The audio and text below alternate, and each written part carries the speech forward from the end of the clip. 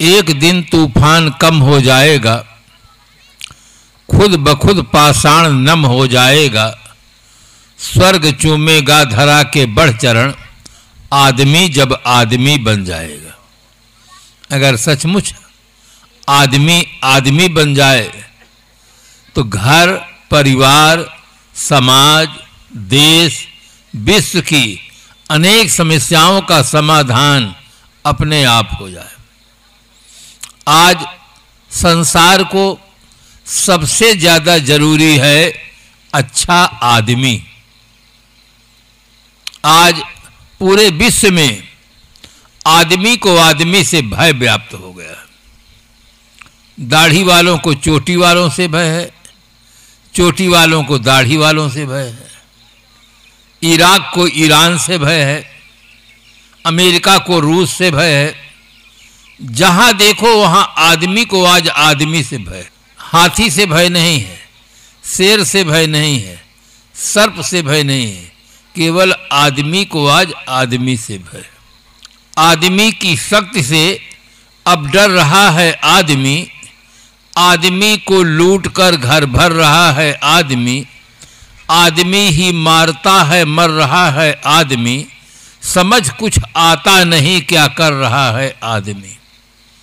आदमी से कपट लीला कर रहा है आदमी, कब भ्रमों की लहरियों से तर रहा है आदमी, आदमी से आदमी की डोर युग युग से बंधी, आज लेकिन आदमी से डर रहा है आदमी। आज पूरे विश्व में जो भय का वातावरण बना हुआ है वो खराब आदमी के चलते। अच्छे आदमी से क्या भय है?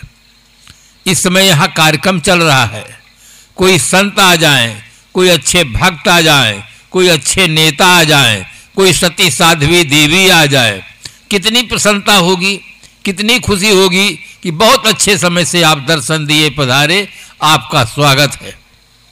बहुत प्रसन्नता होगी। किंतु एक ही आदमी आतंकवादी आ जाए कि राइफल बम लेकर, तब सबके मन में भय व्याप्त हो जाएगा, पता नहीं अब क्या होने वाला है। खराब आदमी के चलते भय है। आदमी सृष्टि के मूल में है।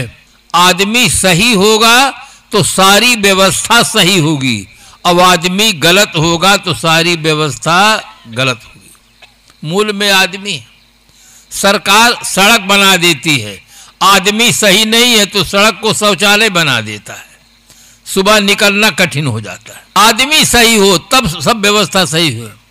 अब आदमी के जीवन में बिगड़ा क्या है? ये बहुत बड़ा प्रश्न है कि आदमी क्या कि बिगड़ा क्या है? क्या बिगड़ गया? शरीर से सुंदर दिखता है, वस्त्र अलंकारों से सुसज्जित है, बिगड़ा क्या है?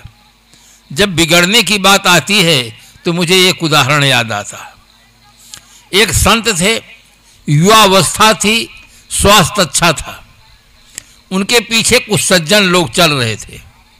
रास्ते में एक व्यक्ति मिला, उनके स्वास्थ्य को देखकर, सज्जनों को चलते पीछे देखकर उसके अंदर ईर्ष्या की आग लग गई। मानव स्वभाव की ये बहुत बड़ी दुर्बलता है कि दूसरे के वैभव को देखकर जलना, कुढ़ना। एक कवि ने बहुत सुंदर शब्दों में कहा, फूल को देखो तो हंसता और महकता है, बुलबुल को देखो तो मस्ती में चहकता है, मगर इस इंसान को क्या हो गया भगवान, जब देखो तब कुढ़ता है या बहकता है।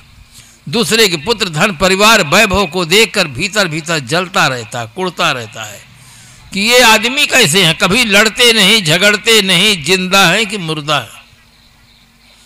उसके अंदर ईर्ष्या की आग लग गई, उससे रहा नहीं गया। उसने कहा, अरे ये महात्मा पता नहीं किस चक्की का पीसा आटा खाते हैं, इतने मोटे। जो सज्जन थे उनको अच्छा नहीं लगा। संत तो मुस्कुराते हुए चल रहे थे, क्योंकि जो रहे करवा से निकले टोटी, जो भीतर होता है वो टोटी से निकलता है। उनके भीतर था, ईर्ष्या की आग थी, निकल पड़ी कि पता नहीं ये महात्मा किस चक्की का पीसा आटा खाते हैं, इतने मोटे, इतने तगड़े। संत मुस्कुरा दिए, चल रहे। सज्जनों को अच्छा नहीं लगा। जब कोई प्रतिक्रिया नहीं होती है तो थोड़ी देर के बाद उसके अंदर और ईर्ष्या की आग लग गई। उसने दोबारा व्यंग किया कि नार मुई ग्रह संपत नासी, मूड मुड़ाए भय सन्यासी। पत्नी मर गई होगी, आर्थिक स्थिति बिगड़ गई, बस बन गए बाबा जी, कमाते कुछ नहीं, खाते 3 टाइम, देश के ऊपर लदे हुए हैं। इस प्रकार जब व्यंग किया तो सज्जनों का धैर्य टूट गया। महात्मा जी तो वास्तविकता का जिन्हें बोध होता है वो मुस्कुराते हैं। मुस्कुराकर गम का जहर पीना जिनको आ गया, मुस्कुराकर गम का जहर पीना जिनको आ गया, ये हकीकत है जहां में उनको जीना आ गया। वो मुस्कुरा रहे थे, सज्जनों को अच्छा नहीं लगा। सज्जनों ने कहा महाराज हमें आप आज्ञा दें, हम इसको ठीक करेंगे। गुरुदेव ने कहा इससे अच्छी और बात क्या होगी, इनको ठीक करो। पहले तुम ये बताओ ठीक करने का तुम्हारे पास साधन क्या है, पहले ये मुझे बताओ। कहा गुरुदेव जो हम डंडा लिए हैं ना, इसके खोपड़ी में 3-4 डंडा जमा देंगे, बस ये दिमाग ठिकाने आ जाएगा, ठीक हो जाएगा। गुरुदेव ने कहा पहले तुम ये विचारो इसका बिगड़ा क्या है। अगर खोपड़ी में 3-4 डंडा मार दोगे तो खोपड़ी भी बिगड़ जाएगी, अभी तो एक ही चीज बिगड़ा है। अब खोपड़ी से खून निकलेगा तो 2 डॉक्टर लगेंगे, अभी तो एक ही डॉक्टर से काम चल जाएगा। पहले ये सोचो इनका बिगड़ा क्या है। कहे महाराज इतनी दूर तक तो हम नहीं सोचते हैं।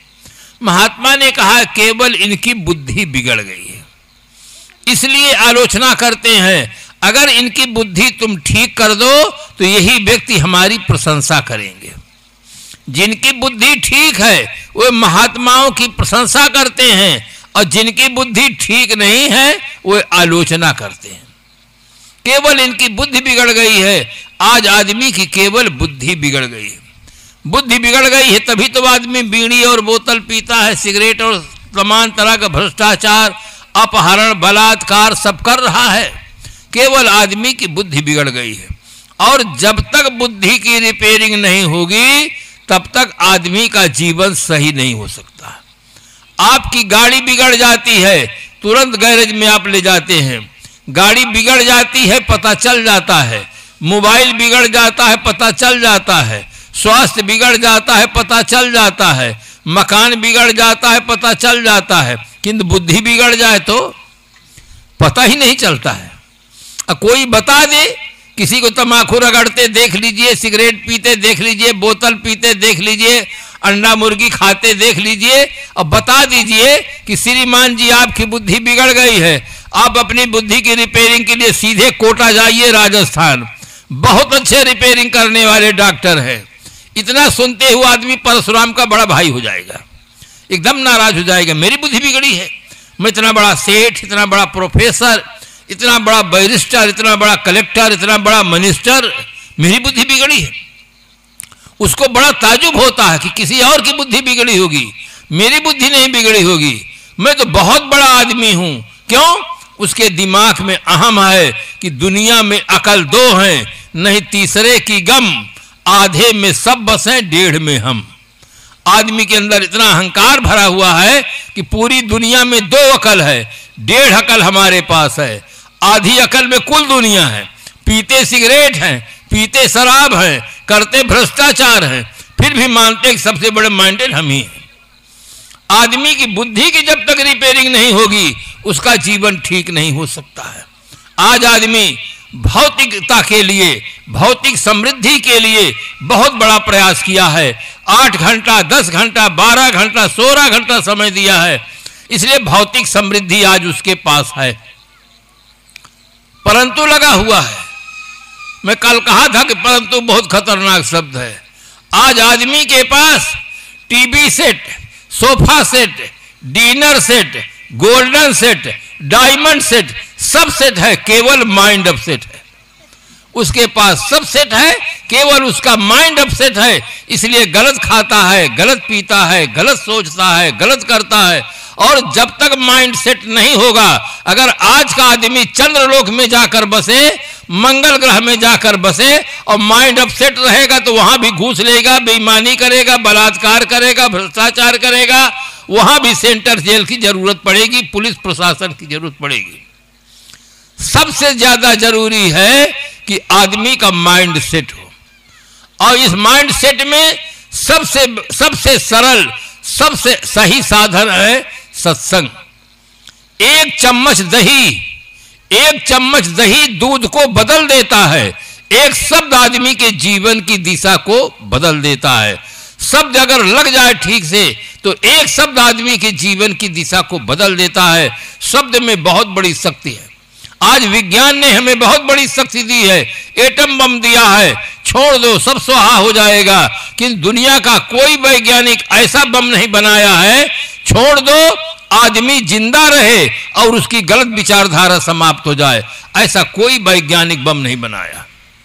किंतु शब्द शक्ति में इतनी बड़ी ताकत है कि आदमी जिंदा रहता है, उसकी विचारधारा गलत समाप्त हो जाती है, आदमी सज्जन बन जाता है, भक्त बन जाता है, दानी बन जाता है, धर्मात्मा बन जाता है, संसार की सारी आसक्ति को छोड़ करके साधनाशील जीवन जीने का सौभाग्य प्राप्त कर लेता है। किंतु शब्द शक्ति लगती किसको है? मुर्दा को नहीं लगती है।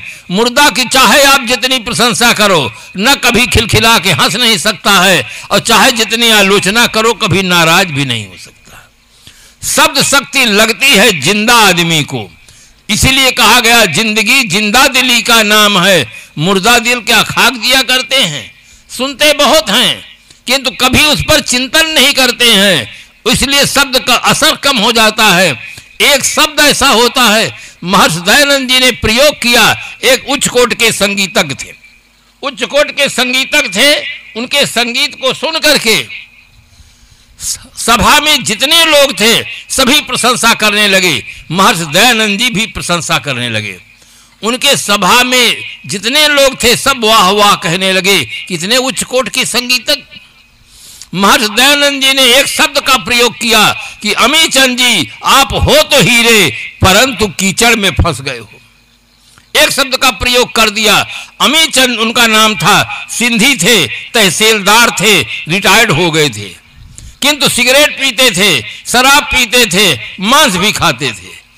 वो जानकारी उनको हो गई। उन्होंने कहा अमीचंद जी आप हो तो हीरे परंतु कीचड़ में फंस गए हो। शब्द समझदार आदमी के लिए एक शब्द पर्याप्त होता है।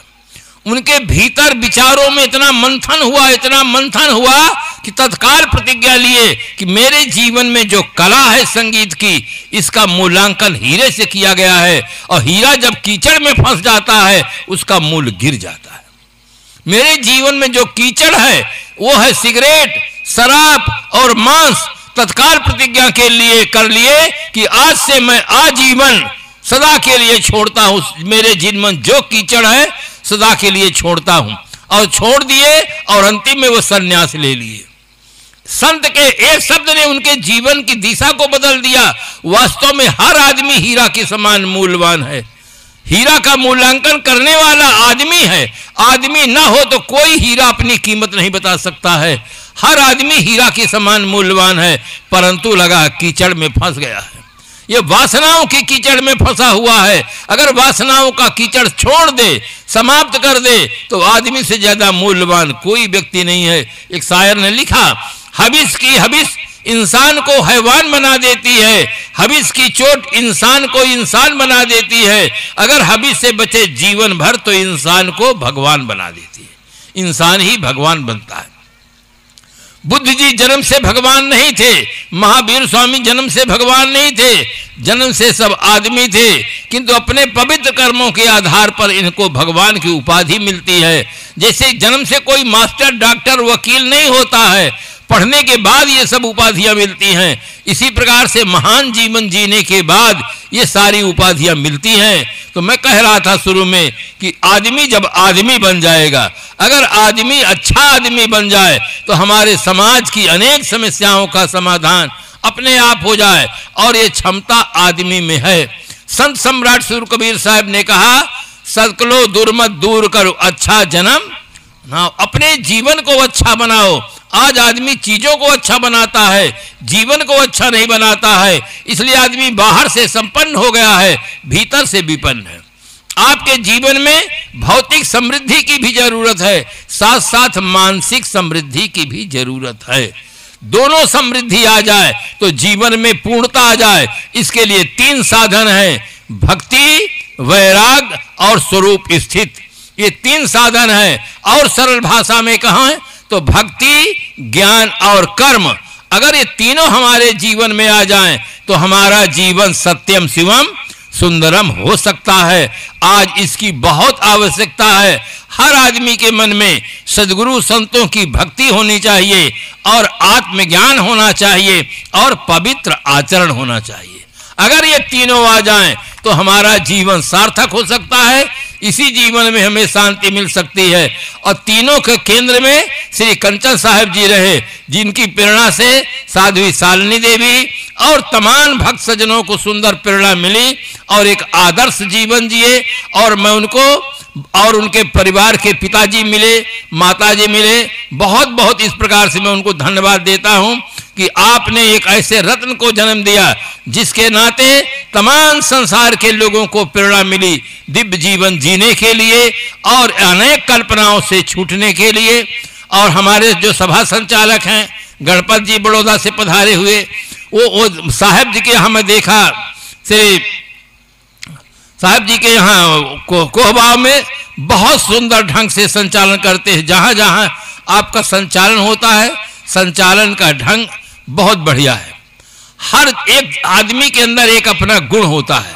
संचालन विधि जिस प्रकार से करते हैं, सभा में जिस प्रकार के मधुर वाणी का, संयमित वाणी का प्रयोग करते हैं, वो प्रशंसनीय है।